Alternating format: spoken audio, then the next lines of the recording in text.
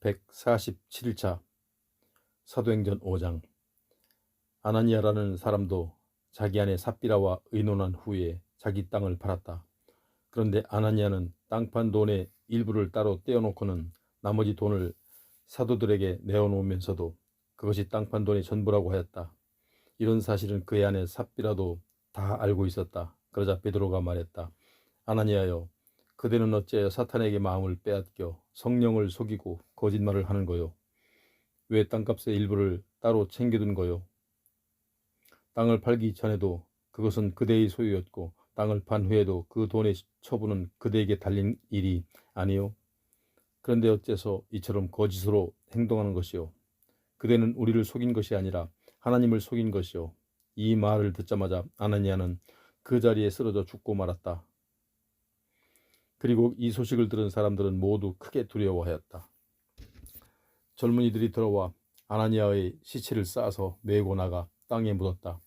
3시간쯤 지나 그의 아내 삽비라가 아무것도 모른 채 들어왔다. 베드로가 그 여자에게 물었다. 그대와 아나니아가 땅을 팔아서 받은 돈이 그게 전부요? 그러자 여자가 대답했다. 예, 그게 전부입니다. 그러자 베드로가 그 여자에게 말했다. 어찌하여 그대들은 서로 짜고 주의 영을 시험하려고 하는 것이요? 보시오, 그대 남편을 묻고 돌아온 젊은이들이 지금 막 문 밖에 와 있어.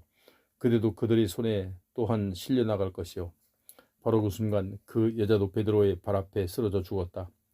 젊은이들이 돌아와 여자가 죽어 있는 것을 보고는 그 시신을 메고 나가서 남편 곁에 묻었다. 온 교회는 물론이고 이 이야기를 전해 들은 사람들마다 모두 큰 두려움에 사로잡혔다. 사도들은 사람들 가운데 많은 기적과 놀라운 일들을 행했다. 그리고 믿는 사람들은 모두 한 마음이 되어 성전 안에 솔로몬 행각에 모이곤 했다. 사람들은 믿는 사람들을 크게 칭찬하면서도 감히 그들 속에 합류할 생각을 내지 못했다. 그럼에도 주님을 믿는 남녀의 숫자는 점점 더 불어나 큰 무리를 이루게 되었다. 사람들은 병자들을 들 것이나 자리에 누워 거리에 메고 나와 눕혀 놓았다. 베드로가 지나갈 때 그의 그림자만이라도 그들에게 덮이기를 바라서였다. 또 예루살렘 근처의 여러 동네에서도 사람들이 병자들과 악한 귀신에게 사로잡혀 고통스러워하는 자들을 데리고 나왔는데 그들은 모두 고침을 받았다. 그러자 대제사장과 그의 일당인 사두개파 사람들은 시기하는 마음이 가득 차서 사도들을 붙잡아다가 감옥에 가두었다.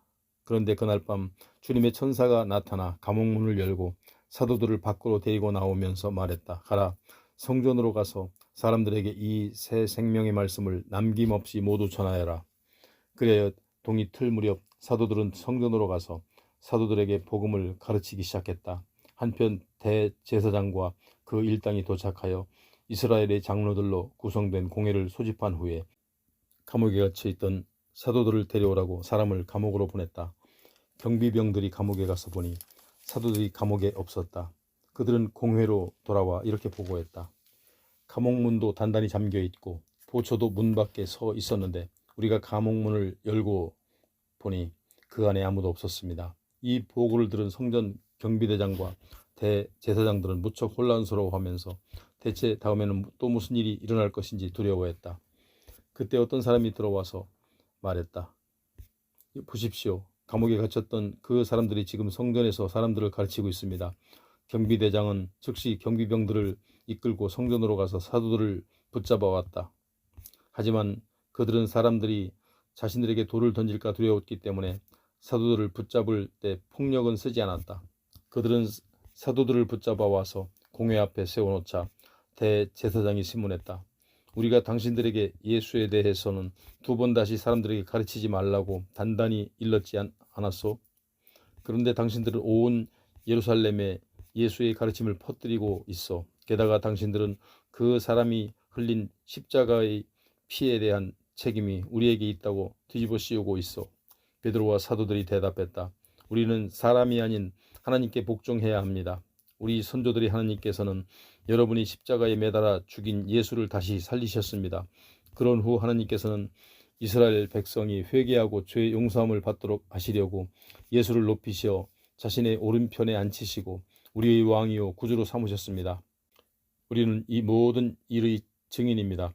또한 하나님을 따르는 사람들에게 하나님께서 주시는 성령도 그 일의 증인입니다. 이 말을 듣고 공회 의원들은 크게 격분하여 사도들을 죽이려고 했다. 그때 바리새파에 속하는 가말리엘이라는 사람이 자리에서 일어났다. 그는 율법 교사로서 이스라엘 뭇 백성들에게 존경받는 인물이었다. 그는 자기가 발언하는 동안 잠시 사도들을 밖으로 내보내달라고 요구했다. 이었고 가말리엘이 동료들에게 말했다. 이스라엘 사람들이여, 이 사람들에게 하고자 하는 일에 대해 삼가 깊이 생각해보는 것이 좋겠소. 이전에 드다라는 사람이 일어나서 자기가 위대한 사람이라고 주장하니 400명이나 되는 사람들이 그를 따랐소. 그러나 그가 죽임을 당하자 따르던 사람들이 제각각 다 흩어져 버렸고 그 모든 일이 아무것도 아니게 되었소. 그 뒤에 인구조사를 하던 해에도 유다라는 갈릴리 사람이 일어나서 백성들을 선동하여 많은 패거리들을 이끌고 다녔지만 그가 죽임을 당하자 그를 따르던 자들도 다 흩어져 버렸소. 그러므로 나는 이번 경우에 대해 여러분에게 제안합니다. 이 사람들을 그냥 내버려 두시오. 그들은 자유롭게 풀어주시오. 만일 그들의 사상이나 행동이 사람에게서 나온 것이라면 그들은 분명 망하고 말 것이요. 그러나 만일 하나님께로부터 나온 것이라면 어떻게 여러분이 그들을 막을 수 있겠소? 그러다가는 여러분이 하나님과 맞서 싸우는 자들이 될까 두렵소. 공회는 가말리엘의 말이 옳다고 여겨 그의 제안을 받아들였다. 그래서 그들은 사도를 불러들여 매질을 가한 후 예수의 이름으로 다시는 말하지 말 것을 명령하고는 풀어주었다. 사도들은 예수의 이름 때문에 박해를 받게 된 것을 영광으로 여겼기 때문에 오히려 기뻐하면서 공회를 떠났다.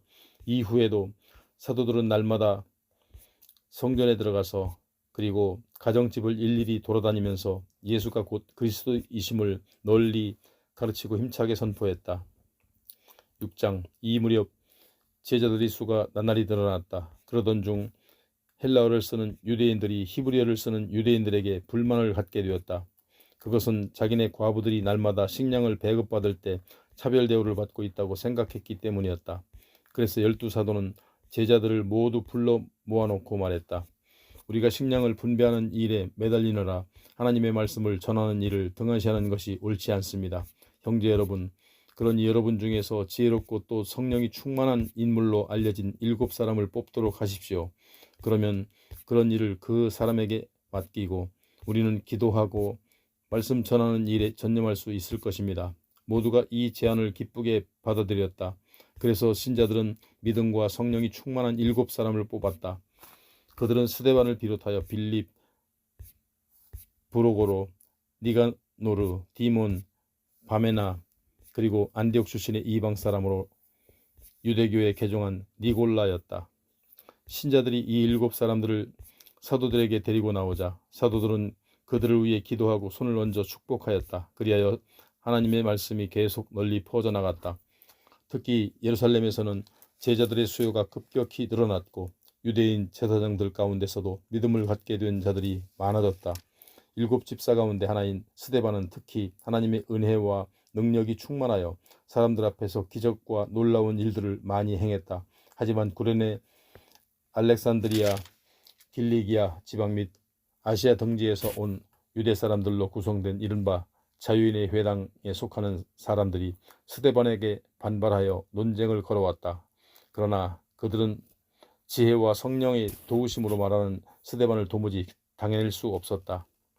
그러자 그들은 몰래 몇몇 사람들을 선동하여 매수하여 우리는 스데반이 모세와 하나님을 모독하는 말을 들었다라고 말하게 했다. 또한 그들은 백성들과 장로들과 율법 교사들을 부추겨 다 함께 스데반에게 몰려가서 그를 붙잡아 공회로 끌고 갔다. 그리고 그들은 거짓 증인들까지 동원하여 스데반을 거슬러 증언하게 했다.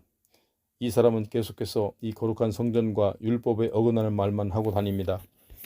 우리는 이 사람이 나사렛 예수가 이 성전을 헐어버리고 또 대대로 내려온 모세 율법도 모조리 바꿀 것이라고 말하는 것을 들었소. 그때 공회에 앉아있던 사람들은 모두가 일제히 스데반을 주목하여 쳐다보니 스데반의 얼굴이 천사의 얼굴처럼 환하게 빛나고 있었다. 7장. 대제사장이 스데반에게 물었다. 저 사람들의 고소 내용이 사실인가? 스데반이 대답했다. 형제 여러분, 그리고 어르신들이여, 제 말을 들어보십시오. 영광의 하나님께서는 우리 조상 아브라함이 하란으로 옮겨가기 전, 즉 아브라함이 아직 메소포타미아 지방에 살고 있을 때 그에게 나타나셨습니다. 그리고 아브라함에게 말씀하시기를 너는 내 고향과 친척을 떠나 내가 내게 보여줄 땅으로 가라고 하셨습니다. 그래서 아브라함은 갈대 사람들의 땅을 떠나 하란 지방으로 가서 그의 아버지 데라가 죽을 때까지 거기서 살았습니다. 그 후에 하나님께서는 아브라함을 여러분이 지금 살고 있는 이 땅으로 인도하셨습니다. 그러나 처음에 하나님께서는 그에게 손바닥만한 땅도 주시지 않았습니다. 그런데도 하나님께서는 장차 그 땅이 전부 아브라함과 그의 후손의 소유가 될 것이라고 약속하셨습니다. 당시 아브라함에게는 아직 자식이 없었는데도 말입니다. 또 하나님께서 아브라함에게 말씀하시기를 네 후손들은 이 땅을 떠나 400년 동안이나 남의 나라에 가서 종으로 살게 될 것이다. 그러나 때가 되면 내가 너희를 종으로 부리던 그 나라를 벌할 것이고 그러면 너희는 그 나라에서 빠져나와 이곳에서 나를 예배할 것이다 라고 했습니다. 그런 후 하나님께서는 아브라함에게 할례의 언약을 주셨습니다. 그래서 아브라함은 이삭을 낳은 지 8해 만에 그에게 할례를 베풀었습니다. 나중에 이삭은 야곱을 낳았고 야곱은 12조상을 낳았습니다.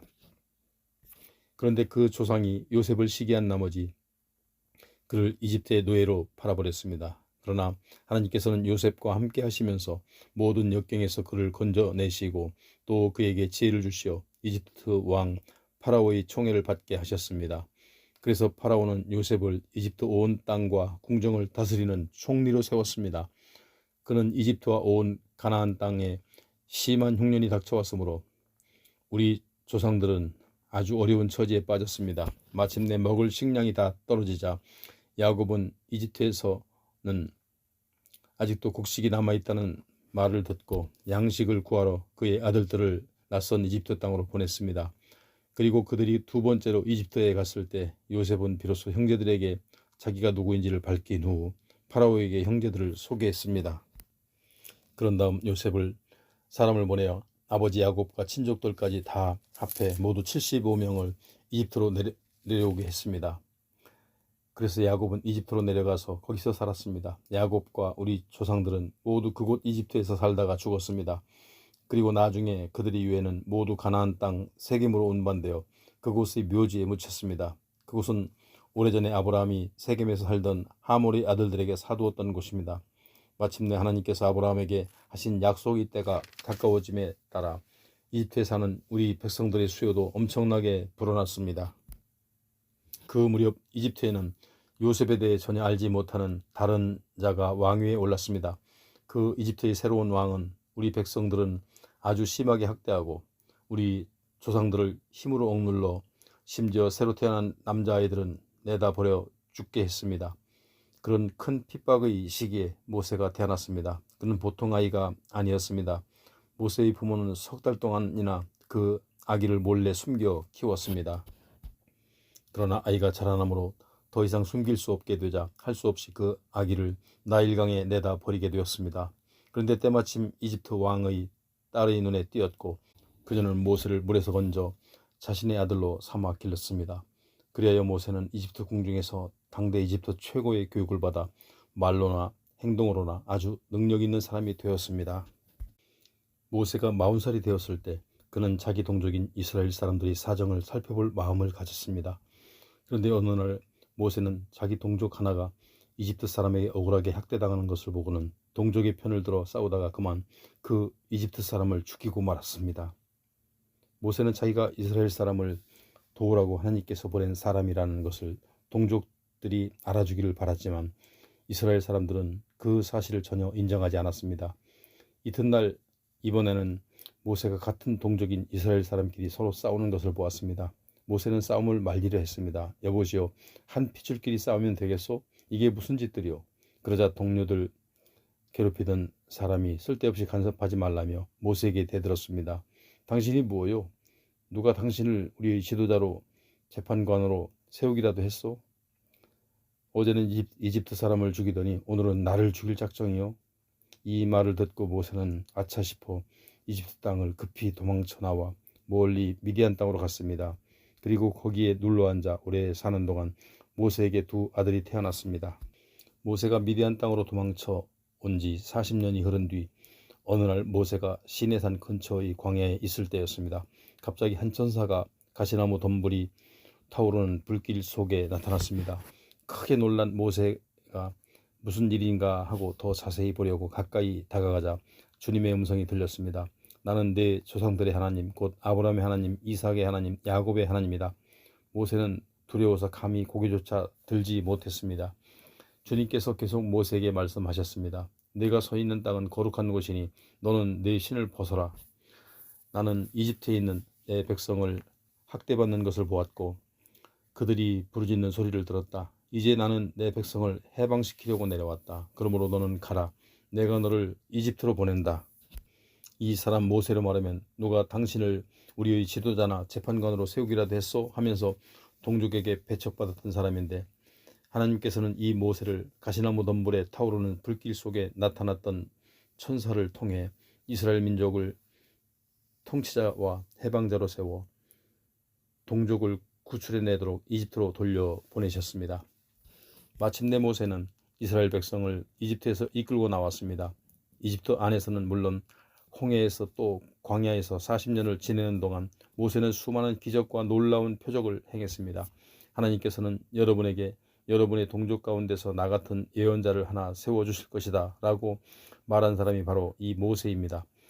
이 사람 모세는 이스라엘 백성이 광야에서 회중으로 모여 지낼 때 시내산에서 그들에게 말했던 그 천사와 우리 조상들 사이의 중재자가 되어 하나님의 율법인 살아있는 말씀을 천사에게 받아 이스라엘 백성에게 전해주었습니다.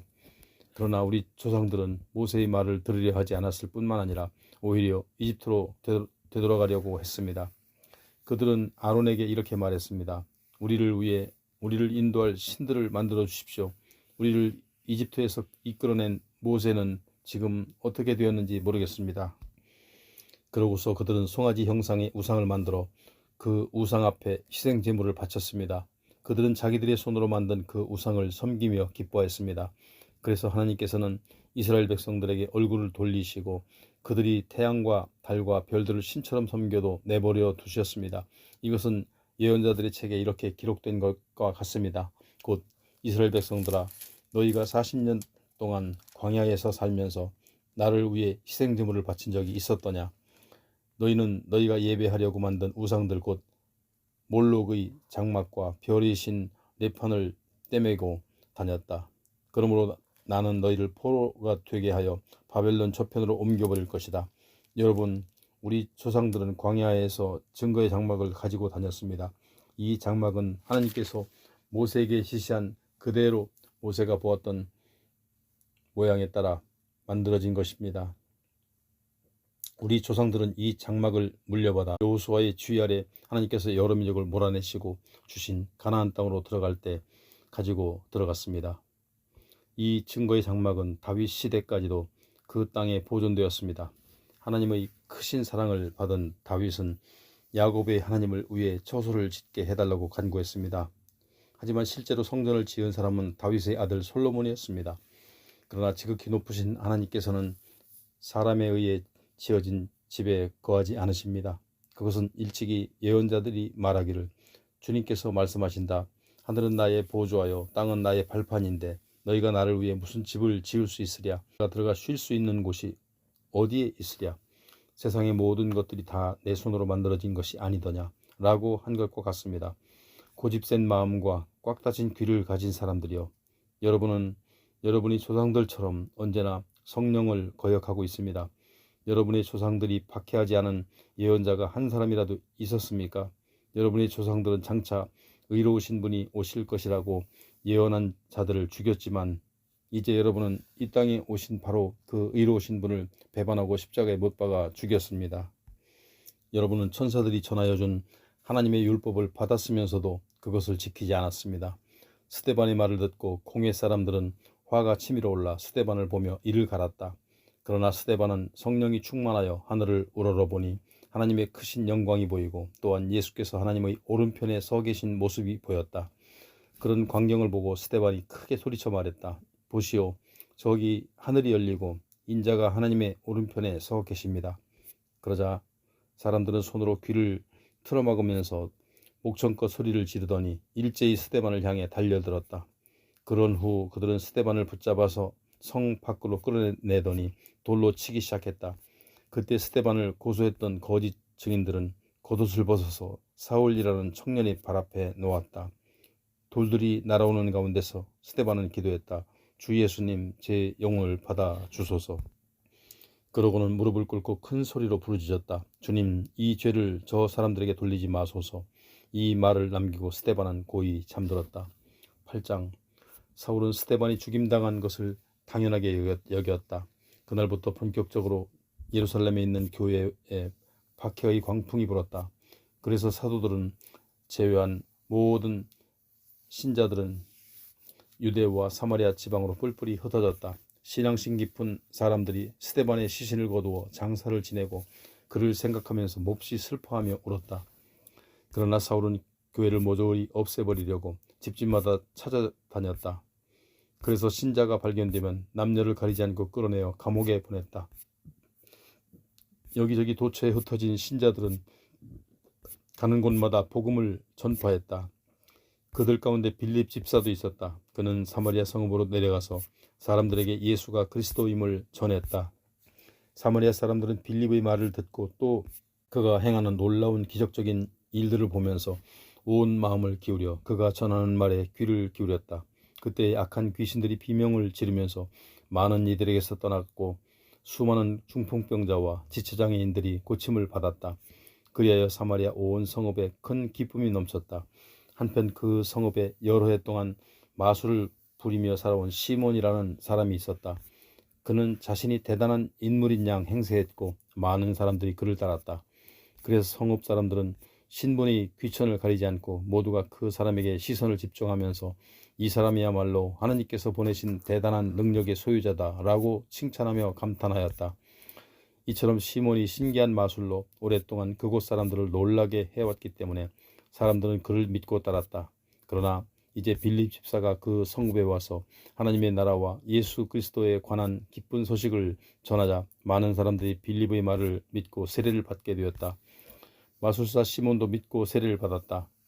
그런 뒤 빌립이 가는 곳이면 어디든지 따라다니면서 빌립이 베푸는 많은 기적들을 보고 크게 놀라워했다. 한편 예루살렘에 남아있던 사도들은 사마리아 성읍의 사람들이 하나님의 말씀을 받아들였다는 소식을 듣자 베드로와 요한은 그곳으로 보냈다. 또 사도는 사마리아에 도착하자 그곳 사람들도 성령을 받을 수 있게 해달라고 하나님께 기도를 드렸다. 당시 사마리아 사람들은 단지 주 예수의 이름으로 물세례만 받았을 뿐 그때까지 아무에게도 성령이 임하시지 않았기 때문이었다. 그래서 베드로와 요한이 그들에게 손을 얹고 기도하니 그들에게도 성령이 임했다. 마술사 시몬도 그 광경을 보았다. 사람들이 머리에 손을 얹자 성령이 임하시는 것을 보고는 시몬이 사도들에게 돈을 내밀면서 부탁했다. 내게도 이런 능력을 주어 내가 손을 얹는 사람마다 성령을 받게 해 주십시오. 그러자 베드로가 시몬을 꾸짖으며 말했다. 감히 하나님의 선물을 돈으로 사려 하다니 당신은 그 돈과 함께 망할 것이요. 하나님 앞에서 마음을 올바르게 쓰지 못하니 당신은 이 일에 아무런 상관도 없고 또 얻을 것도 없어. 그러니 당신은 속히 악한 생각을 뉘우치게 주께 기도하시오.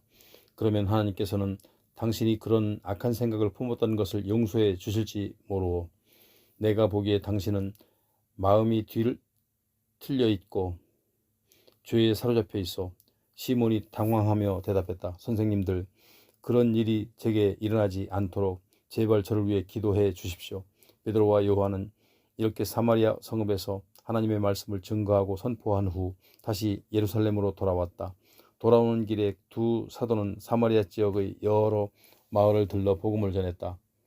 그 무렵 7 집사 가운데 하나인 빌립에게 주님의 천사가 나타나서 말했다. 너는 일어나 예루살렘에서 가사로 통하는 광야 길을 따라서 남쪽으로 내려가거라. 주님의 천사가 일러준 대로 빌립이 일어나 내려가는데 도중에 에티오피아 사람 하나를 만났다. 그 사람은 에티오피아 여왕 간다게의 모든 재정을 관리하는 내시였다. 그 사람은 예루살렘에 예배를 드리러 왔다가 본국으로 돌아가는 길이었는데 마차에 앉아 예언자 이사야의 책을 읽고 있었다. 그때 성령께서 빌립에게 말씀하셨다. 저 마차에 가까이 다가가라. 빌립은 마차에 가까이 다가가서 그 사람이 책 읽는 소리를 듣고는 물었다. 지금 당신이 읽고 있는 글이 무슨 뜻인지 이해하십니까? 그 사람이 대답했다. 잘 모릅니다. 아무도 가르쳐주는 사람이 없는데 제가 어찌 알겠습니까? 그러고는 마차에 올라와서 자기 곁에 앉으라고 빌립에게 권했다. 그 사람이 읽고 있던 성경 구절은 다음과 같았다. 그는 도살장에 끌려가는 양처럼 잠잠하였고 털 깎는 자 앞에 선 양처럼 입을 열지 않았다. 그는 온통 수치를 당하면서 억울하게 불공정한 판결을 받아 이 땅에서 자기 생명을 빼앗겼으니 누가 그 세대의 악함을 알고 다 표현할 수 있으랴. 에티오피아 내시가 빌립에게 물었다. 여기서 그는 어떤 예언자를 가리키십니까? 이사야 자신입니까? 아니면 다른 분입니까? 그래서 빌립은 입을 열어 이 구절에서부터 시작하는 예수 그리스도에 관한 기쁜 소식을 그에게 상세하게 설명해 주었다. 그렇게 이야기하면서 길을 계속 가다가 마차가 물 있는 곳에 이르자 에티오피아 내시가 빌립에게 말했다. 보십시오. 저기 물이 있군요. 제가 세례를 받고 싶은데 무슨 문제라도 되는 것이 있습니까? 빌립이 내시에게 말했다. 그대가 마음을 다해 진심으로 그분을 믿는다면 세례를 받을 수 있습니다. 그러자 내시가 대답했다. 저는 예수 그리스도가 하나님의 아들이심을 진심으로 믿습니다. 빌립은 마차를 멈추게 하고 내시와 함께 물가로 내려가서 그에게 세례를 주었다. 두 사람이 물에서 올라왔을 때 주님의 영이 갑자기 빌립을 어디론가 데려가셨으므로 내시는 빌립을 다시 볼 수 없었다. 그러나 내시는 기쁨에 넘쳐서 자기가 가던 길을 계속 갔다. 그 뒤 빌립은 아소도에 나타나서 여러 마을을 두루 다니면서 복음을 전하다가 가이사랴에 이르렀다.